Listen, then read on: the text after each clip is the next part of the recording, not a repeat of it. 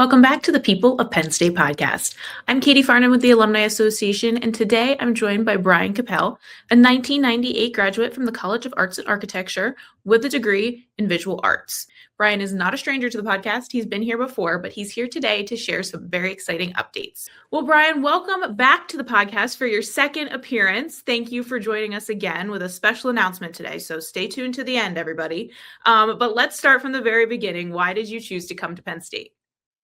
You know, it was a family kind of thing where it was my folks both went here, my sister went here, and I had an aunt that went here as well.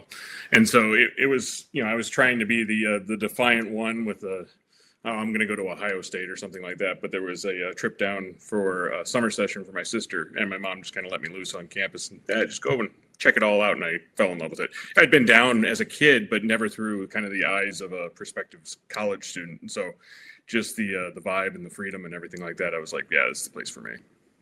So there's the social media trend going around right now of, what was something like in the 90s? You graduated in 1998. So tell us about what Penn State was like in the 90s and some of your favorite memories from that era. Yeah, I mean, it was amazing. It was a lot of fun. It was a blast for a kid growing up in the Finger Lakes and moving down, coming from a really small hometown, coming to Penn State was an absolute trip. And the 90s was just awesome. I think everybody will probably say their 4 years was the best 4 years that they could have had, but mine were awesome because it was like my freshman year, we went undefeated at football and set the bar for that. And then there was, everything from starting with intramurals and the group over there doing everything from refereeing to supervising to, getting a grassroots marketing job with Nike, which led to all of these opportunities to interact with not only club sports, but also just other people on campus, which was amazing. And it was a fantastic way to kind of go through 4 years of just kind of being able to see all different facets outside of the coursework. And that said, it's like the coursework was amazing too. And so, it was fun for me a couple of years ago to go back through the collegiate archives and, there's a picture of me painting on the mall, and I'm like, oh, that's nice. And then there's a picture of me getting spiked on the hub lawn by a men's volleyball player, which was like, oh, I remember that too. So, it was a great time and great music, great food, all that fun stuff. So after the 4 years were up, you had to leave, you had to go into your next step. So tell us where you landed after graduation. Yeah, so when I was here, I worked as a sports marketing rep for Nike. Actually got that through the intramural job, and which was great. And it led to me getting a interview and then a internship in 1997. So the end of my junior year. So I went out to Beaverton, Oregon, and was a sports marketing intern, which was amazing in its own right because I was doing everything from driving a 1969 VW Bug that was painted to look like a baseball and doing hitting clinics up and down the West Coast to the Junior Olympics in Baton Rouge to all sorts of things. So, I mean, it was an amazing experience just in that sense. But then I also ended up meeting the gal of my dreams. And so came back to school in 98, graduated, and then literally 2 days later packed the Honda Civic up and aimed west and was out there for 27 years. And you were living in Oregon the last time you were on the podcast, and now you're back in Happy Valley. So tell us how that happened and what it's been like to be back. Yeah, so it'll be, we haven't hit the year mark yet. Actually, about this time last year is when we put the offer in and got the house, which was kind of funny. But it's been amazing. And what it kind of came down to was we do a lot of travel, my wife and I, for the work that we do. Me doing the design, she does kind of event production. And so we're lucky enough to kind of travel all the way around the country and do all sorts of things. And as we would travel, we kind of knew that there was going to be a point that we wanted to move from Oregon and just kind of get, a new landing spot, new adventure, everything like that. And with our daughter going to school here from 19 to 23, we kept on coming back and everything like that. And so there was a point that we were sitting, I think it was Arizona or something like that. My wife goes, I could live in State College. And I was like, all right, let's go. Let's pack the truck. Let's, so it was kind of a decision that it was like, hey, let's kind of take what we've been doing. The kids are grown. They've flown the coop. They weren't coming back. So it was like, all right, well, let's take this opportunity to kind of go to a new place, try some new things. And we've loved it because it's been a great opportunity to to interact not only with the university, kind of what we do professionally, but then also just on the personal side. And, it's like we were rabid hockey fans this year, and something that I don't think was ever on our bingo card for our relationship was, hey, we're hockey fans now. So I mean, we've just absolutely loved kind of getting back into town and, playing in the sandbox as it was with, all the opportunities that are here. It's like coming back home, right? Like you just immerse absolutely yourself back into it.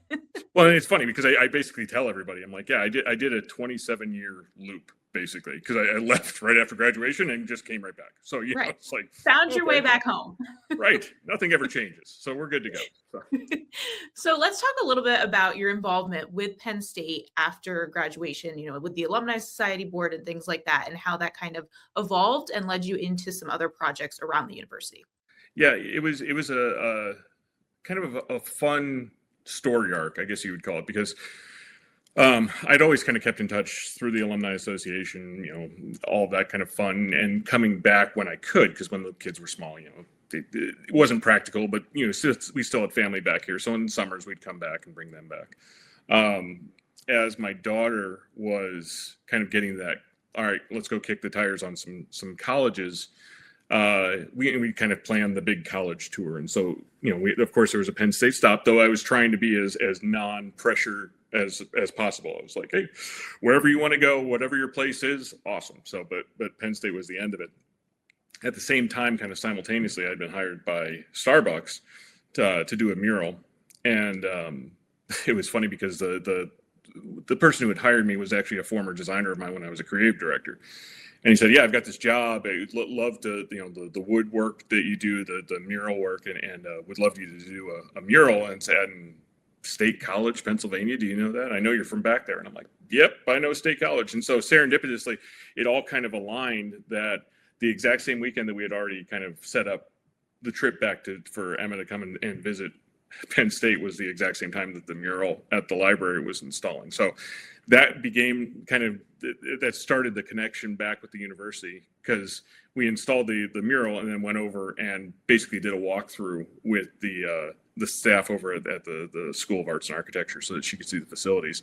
And those conversations kind of continued, where I was just like, hey, if I can help out in any way, just let me know, just say the word. And so that kind of began my engagement kind of on that alumni association type level with the School of Arts and Architecture, kind of trying to help out where I can, kind of inserting, the years of experience just professionally and how that kind of relates back to the coursework that's being done. So before we get into our big announcement here, let's talk a little bit about what you've been up to lately and where you're finding inspiration these days. Yeah, absolutely. It's funny because the artwork that I do, the designs that I do are solely kind of based around just my experiences. And so, as far as like having a singular style, I really don't, because I find myself interested in all sorts of things. And so, the current arc that I'm on is kind of this amalgamation of all these kind of influences, from mid-century modern to, classical mascot design to, sprinkles of little things kind of in between. And that's, I think that's probably the most fun that I have, is kind of trying to take, a little bit from here and a little bit from there and kind of mashing them together and kind of seeing what we can come up with. And so that's what I've been doing a lot of lately, which is great.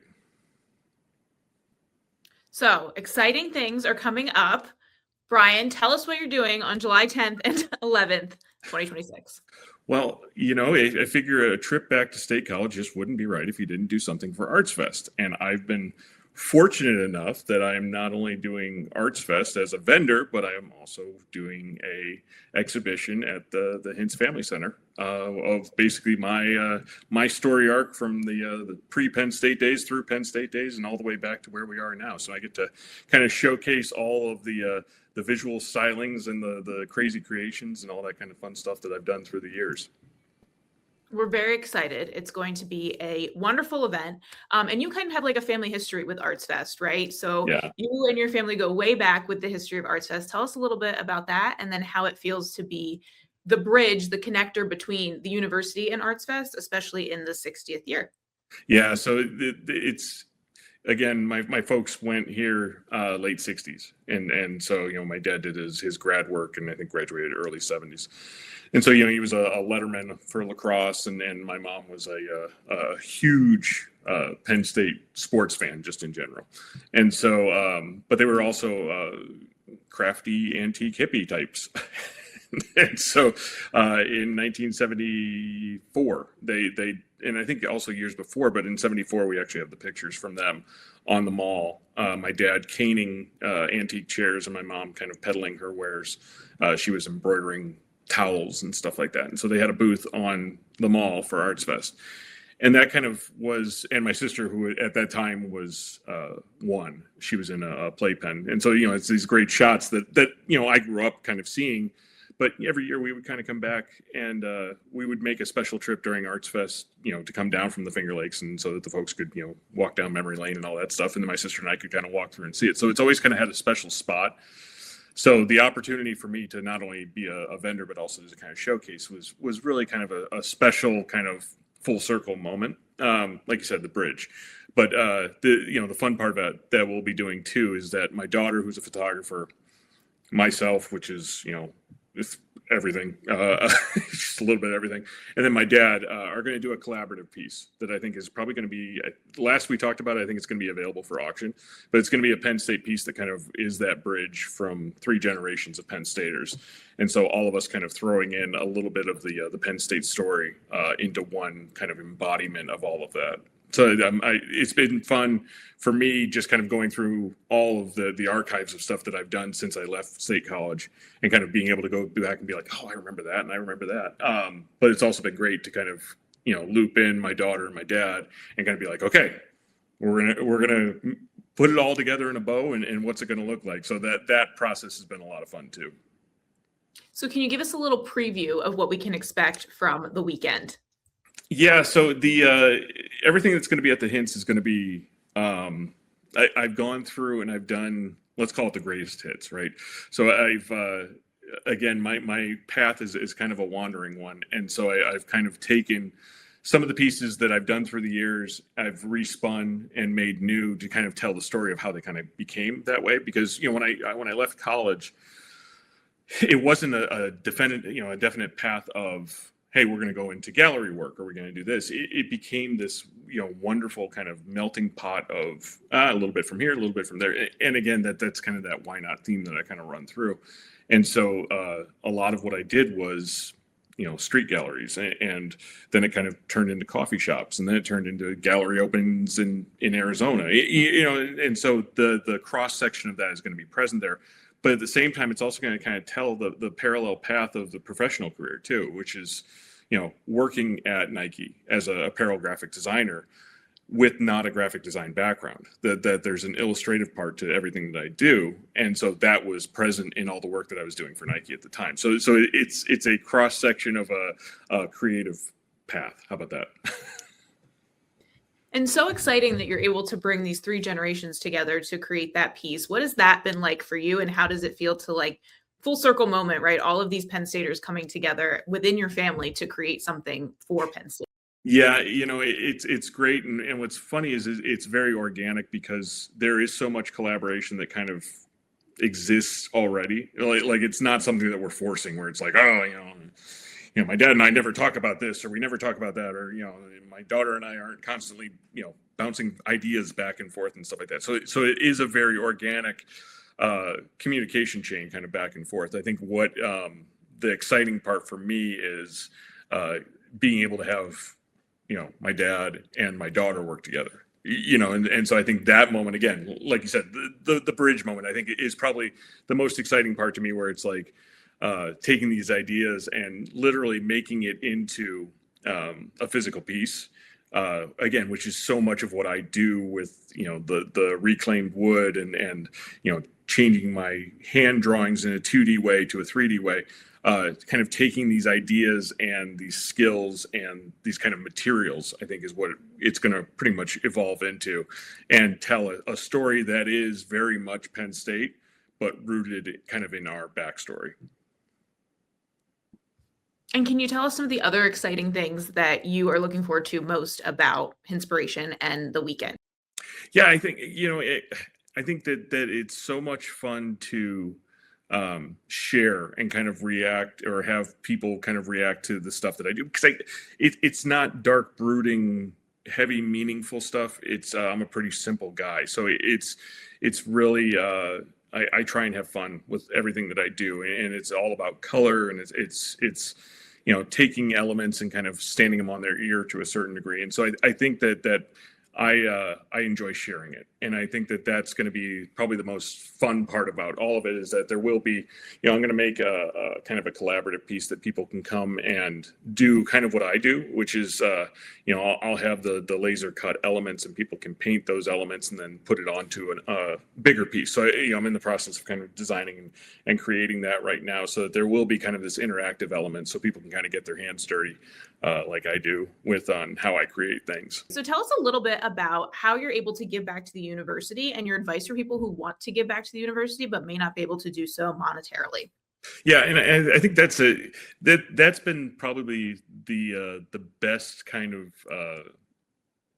almost like discovery that I've made, kind of being back, because I think you kind of get in the mindset that you see the names on the buildings, and you see, huge donor gifts and everything like that. That I think people can be somewhat intimidated by it. But I think that the most fun that I've found is that there are ways, through within whatever school you went to, that there are mentorship programs, that there are ways to give back that doesn't necessarily have to be tied to 7-figure checks and everything like that, that you can do just the simple act of, giving back to, students via information, via experience, via things that you've gone through in your life, is a great way to give back to current students. And it doesn't have to be, something that's signed on a check. It's just giving time.